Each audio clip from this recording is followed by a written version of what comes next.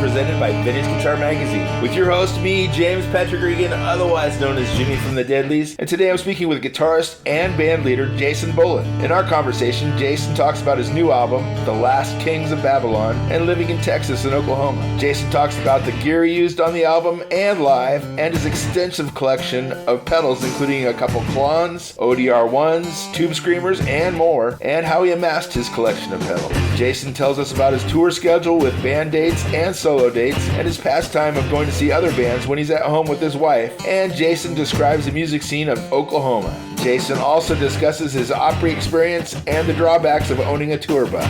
Finally, Jason tells us what he's looking for in the pedal world. To find out more about Jason and the Stragglers, you can check out their website, thestragglers.com. That's TheStragglers.com. Please subscribe, like, comment, share, and most of all, review this podcast. I'd really appreciate it. And please support Vintage Guitar Magazine and all the wonderful things they do for us guitar players, because they do so many wonderful things for us guitar players. Here's my buddy Jason. How are you, Jason? I'm doing well. How are you? I'm doing good. That's a nice hat. Oh, thank you. Two of my favorite places, Austin and Marfa. Where are you at right now? At home. Okay, where's home? Canyon Lake. In Texas or in Oklahoma? Texas. Oh, okay. And you grew up in Oklahoma, correct? Yep. Yeah. Yeah. Very, very good. Listen to the new record. I love it. It's fantastic. Right on, man. We had a lot of fun doing it. I like the way it came out. We got what we were going for. Yeah. Where'd you record it? We did a couple tracks in Tulsa and the rest of it down in the Zone in Dripping Springs, right outside of Austin. Okay. All right. And did you spend a lot of time in Austin, or? Yeah, as much as I can. Okay. It's still an amazing place for music, food, the arts. Yeah. And how much time do you spend in Oklahoma? We tour up there quite a bit. My parents still live up there, so go up and see them, and my sister still lives there too. So I spend, some. My wife's from San Marcos, right by us here, so we live down here closer to her family. Sure. And what kind of gear were you using on the record, as far as guitars and amps and stuff? All over the board. Like most of the acoustic is my Martin HD 28V. I have two of those that I've been on for the last, I guess, 10, 15 years. I've been playing getting closer to 20 years on Martin HD 28Vs. And then I play a kind of a customed out Telecaster. and I didn't play, but honestly, like on Next to Last Hank Williams, I just grabbed a Tele off the wall. Okay. And used a small stone. That was the first time I ever played through a small stone phaser. And it did the thing. Sure. What kind of phaser do you normally play through? MXR. Okay. The only one, the Phase 90. I got that mini one on my board that'll switch between the 45 and the 90. Yeah. And the script and non-script. Like sure. Right here, you can see my home board. Okay. I always at home. That's just the custom shop script. Yeah. That's the one. I got some Carl Martin stuff on here, and I'm still a tube screamer guy. Sure. I was talking to Scotty Smith from Pro Analog one time, and we were just saying something about, and he goes, "Oh yeah," he goes, "You're from Texas. You're all about the green pedals." What do you mean? He goes, "You Texans and your tube screamers." I thought, I never really thought about that, but yeah. And then like the Keeley, even like the Red Dirt Drive, is sure kind of a tube screamer stuff. This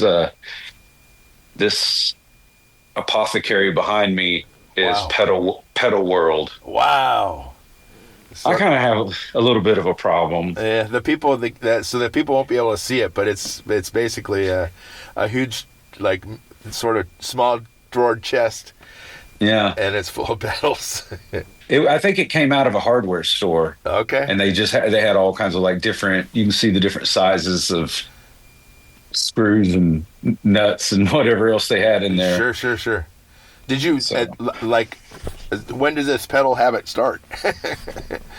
I've always used some, and just stuck with what worked. Sure. And then I started getting more obsessed with it probably around, I don't know, again, like 10 or 15 years ago. Okay.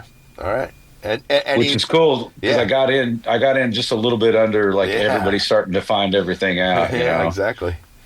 Any like standouts? Anything that is crazy? Oh yeah, I mean, that's this is just one of the greatest. Like if I said I wasn't going to get into fuzzes, but the Softtech Big Muff Tall Font, which is basically a Civil War, that's the most musical fuzz there is. This thing, I found this on Craigslist in Owasso. Oh, is it Klon? Yeah, it's a silver long tail. It's like number 227, I think. And then did you pay a lot for it or? I got way under no. I didn't pay what they're paying for them these days. Oh no. And then my wife got me this one for my 40th birthday. Another Klon? Yeah, a gold short tail. Yeah, right on. And same thing. We got into those like right in the early days, and I love low gain overdrives. I love things that just push the amp, and then you get into the whole world of what's transparent and what's not. Sure. And that, so I don't worry about whether or not that is or not, because like I got a tube take echo right there, and it colors the sound a little bit, but then you just adjust the rest of your tones around still to what you want. Sure. But I get what the Klon does, and you can go get a KTR. You don't have to get a Centaur. Yeah. And if you want the best Klon for the money, the JHS modded Soul Food. Okay, yeah. I mean, it does the thing. Like they change a little bit as you get up into the higher gains, but nobody wants that. Everybody wants about the 830 gain, the noon output, and it does something to the front end of the amp and just the sparkle of the tone, and gives it a little bit of grit. And if you're a tone searcher, there's something. And what are you using for amps? In here, it's a Blues Junior, Tweed Blues Junior, and a 66 tank. Yeah. Right on. For reverb, a Fender reverb tank, that is. And I usually have, like, I just sit in here and just mess around, and I usually the parts that get changed out are like a drive pedal or stuff. I still have not found a better compressor for my board than the Carl Martin big black box. Yeah. And I found these were, and then the Tremolo Vibe, they were actually Steve Bruton's that did Crazy Heart and all that. He was an Austin guitar legend and producer, and they were his. And after he passed away, they ended up at South Austin Music. Oh, and man. I thought, hey, they do worse than wind up in my house where they're going to get played a bunch. Exactly. Now I'm nuts about this tap delay. Memory Lane Jr. by Diamond. Yeah. It's awesome because I love things that have a little bit of a modulation in it, so it makes that tape sound. Grady makes this old one, the Screddy Echo. Yeah. With the warble. That's another good. You mentioned that you have a tape echo. Is it actual, like a full tone tube tape? Yeah, right there. Yeah, okay, right on. Complete with Q-tip to keep the heads clean, because you got to clean the heads about every 15 minutes. Yeah, but when they're rocking, they're rocking. I have fun with it though. That's really my only. I don't have motorcycles, boats, fast cars, nothing. I like guitar pedals. Do you have fishing poles? A little bit here and there, but I mean, it's just one of those things too. I just never really. Mandy, my wife's brother, is a pro fisherman down here, and he cleans house, and I've been out with him like one time, but I don't know. We get home, and it's funny how a lot of times they want to drive whatever your other narrative is. I'm like, man, I pretty much come home and we go to Austin or San Antonio and go watch bands. Yeah. Oh, wow. Right on. So I'm just first and foremost a music fan. I just love all the little weird stuff that goes along with it, and usually just chasing the next one. Yeah. How many dates are you doing in a year?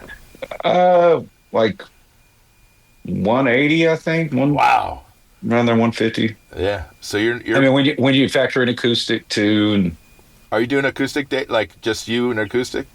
yeah, here and there. Oh, and what kind of venues are you playing when you do that? Sometimes theaters, sometimes private parties. Okay. You know, we really have very few fast and hard rules on what happens. It's I go where they tell me. Sure. And for the band, what kind of venues you're playing? Like this time we just got through, like we went up and played the High Tone in Indianapolis, Okay. and then we played the Castle Theater in Bloomington, Illinois, and All right. Knuckleheads in Kansas City, Sure. and the Bourbon Theater in Lincoln, and then came home through the Majestic Theater at Fort Smith. You know, those type So like venues. 1,000 to 15 cap. Yeah, I'd say that's still like a lot of times the bigger rooms for us. We play a lot of 500 seat rooms. Okay. That's getting 500 people into a venue is not easy these days. So that's great. Yeah, I don't take it for granted, especially when we're out way far away from, you know, our normal stomping grounds. Yeah. You know, it's always cool when people show up. You have your hot spots around. We played the Grizzly Rose in Denver, Uh-huh. but then we've also played the Soiled Dove. When you've been doing it this long, you know, man, it's like I play about everywhere. Yeah. What gave you your start when you were playing when you were younger? What were you just like making the circle, just playing wherever you could play? Yeah, well, you know, we come from the other end of things where when you told people what you're going to do, they said, "You're going to do what?" Yeah. You know, it wasn't like, "Oh yeah, well, get on SoundCloud and you'll sign a label in a week." You know, there wasn't a mentality. Yeah. It was okay. Well, you still going to get your degree? And I'm like, I might go back to college. I don't know. Uh-huh. And met a bunch of singer songwriters around a place in Stillwater called The Farm, where Mike McClure from The Great Divide had been hanging out with all these other cats, and then Cody Canada and I started going out there, and he already had Cross Canadian Ragweed together. Mm-hmm. And I just started writing songs and thought I was going to be kind of like a Chris Christopherson, you know, and just kind of do that thing. Yeah. And, you know, Hollywood wasn't calling for all the songs. Yeah. So I met Roger Ray, who was the original guitar and pedal steel player for the Stragglers. Mm-hmm. And we just thought, let's put a little combo together and see what we can do. Yeah. And we did that. And Mike McClure introduced us to Lloyd Maines, and he said he would work with us on an album. We did our first album with Lloyd, and it was off to, I always tell people that ask me for any advice, I say, make an album, play any place that'll let you in the door. Sure.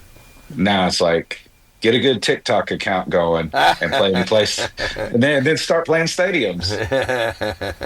But yeah, I would still say the same thing. Write your own music, record it, put it out however whatever avenue sends it out, and play any place that wants to have you play, you know, and it'll go from there. It's like, as long as it's really just for the love of playing music, it's going to work out for you on some level. Yeah. And I think a lot of people don't realize how big the music scene is in Oklahoma. Yeah. It's pretty big.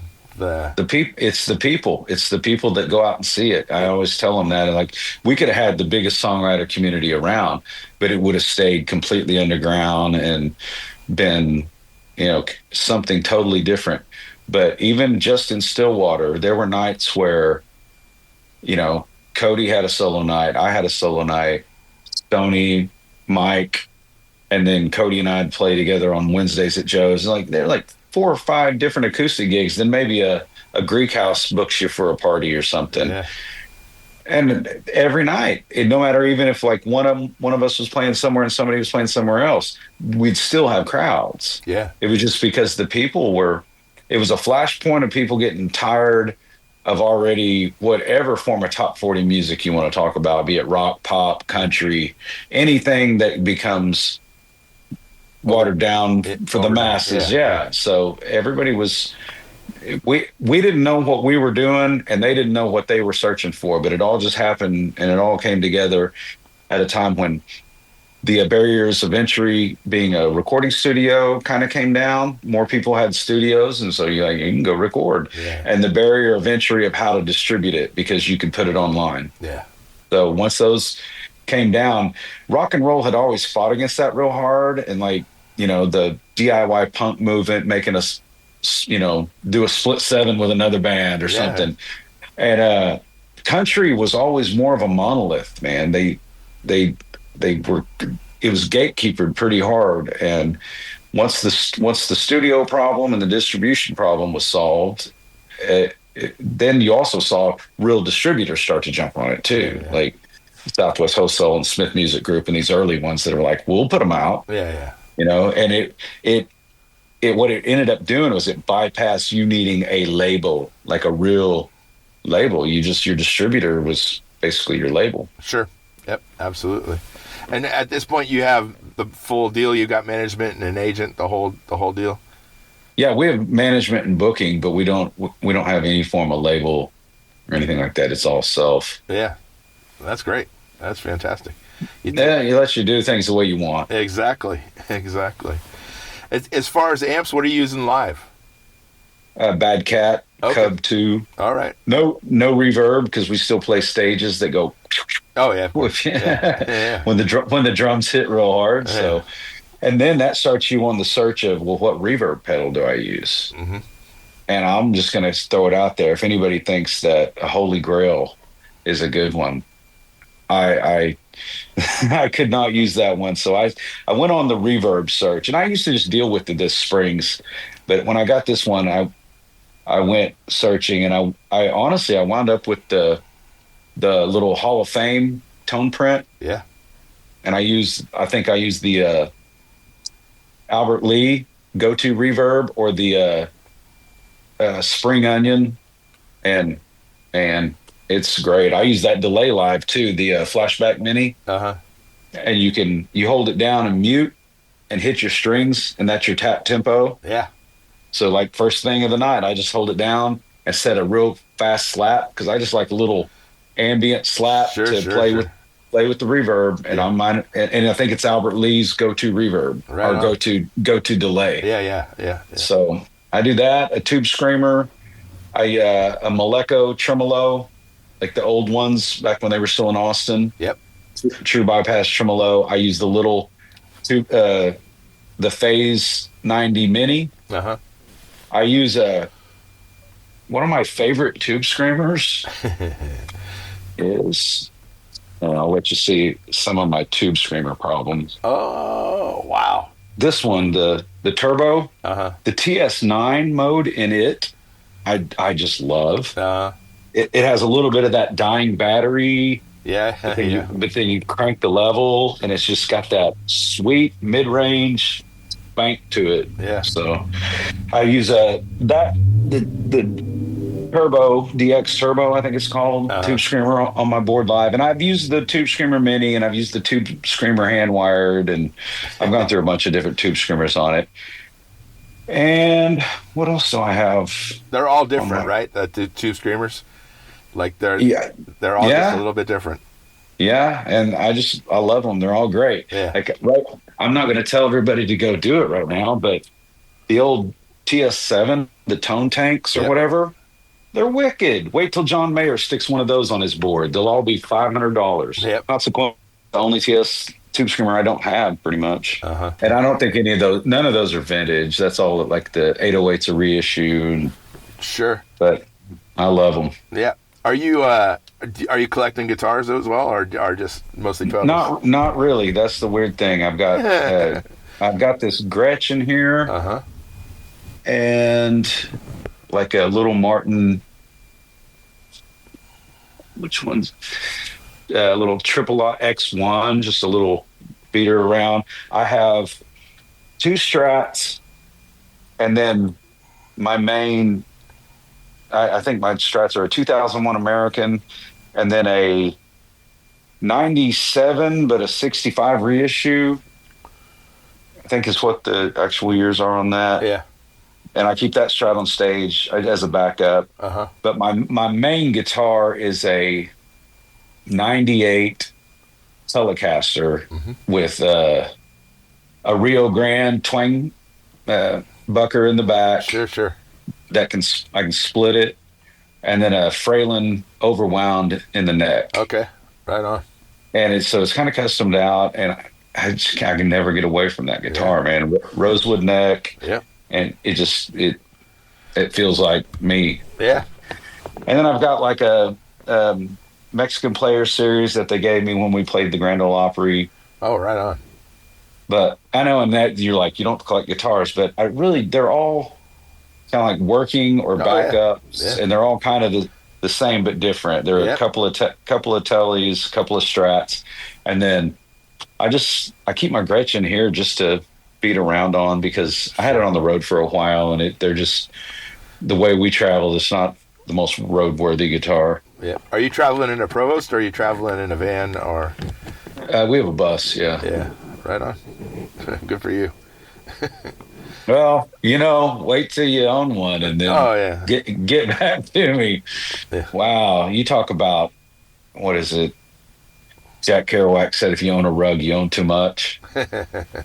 They'll show you that the things that you own can wind up owning you. Yeah. Man, it's always something with them. There's just so many systems to go on. But I got a good bunch of guys with me, and we all work together and do what we're good at. Yeah. Mine ain't working on buses, so thankfully I got some good dudes. Good for you. Get that right on. Playing the Grand Ole Opry, what's that like? It's like you have to, for me, it was like constant keeping your nerves in check. Everybody wants it to be the biggest thing on earth. Oh, yeah. And they're like, aren't you just? And it's like, yeah, man, I'm stoked. All y'all are doing now is like freaking me out about this. Uh-huh. But it was an honor, and it was one of those things that lives up to what a culmination or vindication that how it felt. It was special. We've done it a couple times, and both times it's just it's pretty cool. And you're able to use your band? Yeah. There's a few, like certain people, they come in and there's like, these guys are using their band, and the house band's like, cool, we know. Right on. And so what's this coming year look like for you? How much more touring are you going to do?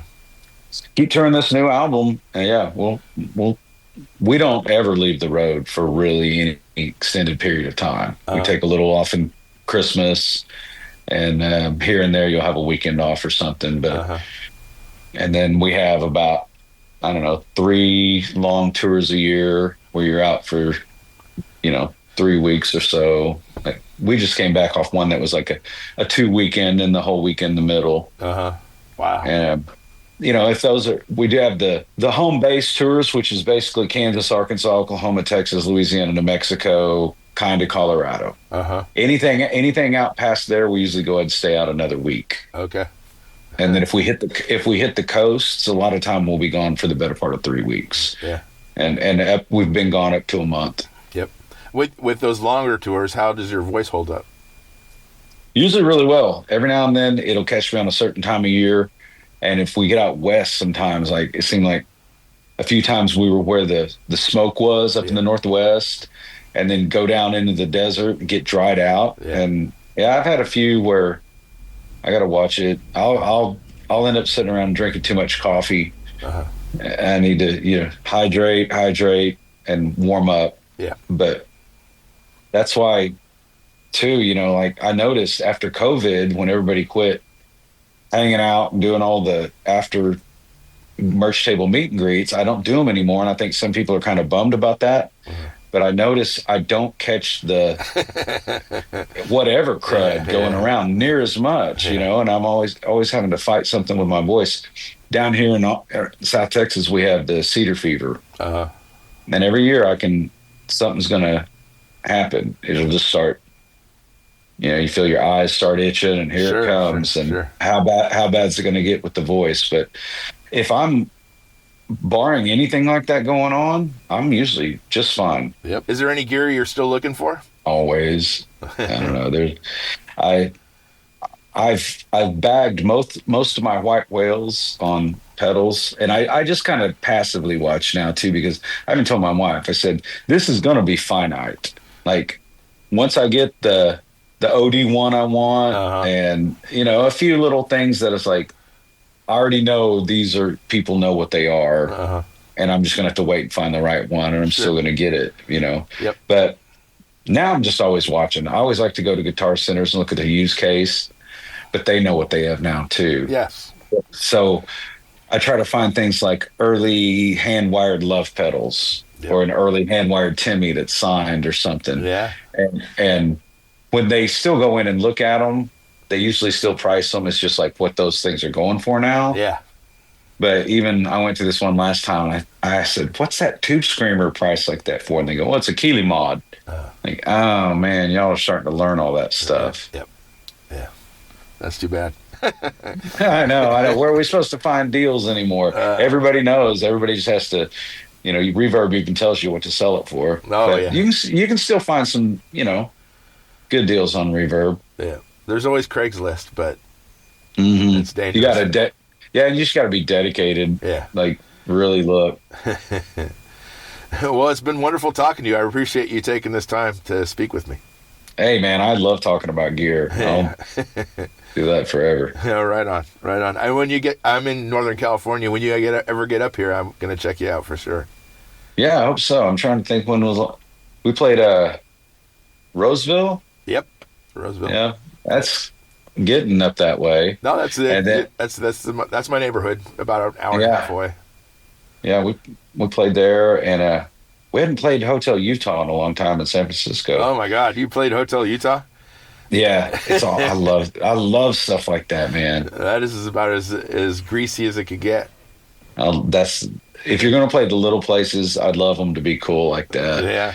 And then we play Mississippi Studios in Portland. I don't think Northern California. Way north. I don't think we played too many up there. We usually play up to the northeast middle and then on up to Oregon and Seattle. We play the Tractor in Seattle. Sure. Yep. Love it out there, man. Love California. Right on. Well, thanks very much. Thanks for having me. Yeah. Have a great day. You too. Okay. Bye-bye. Bye-bye. Thanks for listening to Have Guitar Will Travel. You can catch up on all the things I'm doing at thedeadlies.com, and I'm on all the social media platforms as well. And please support Vintage Guitar and all the wonderful things they do, because they do many, many wonderful things for us guitar players. Thanks. Please subscribe. Please tell a friend, and I'll see you guys next week. Bye, guys.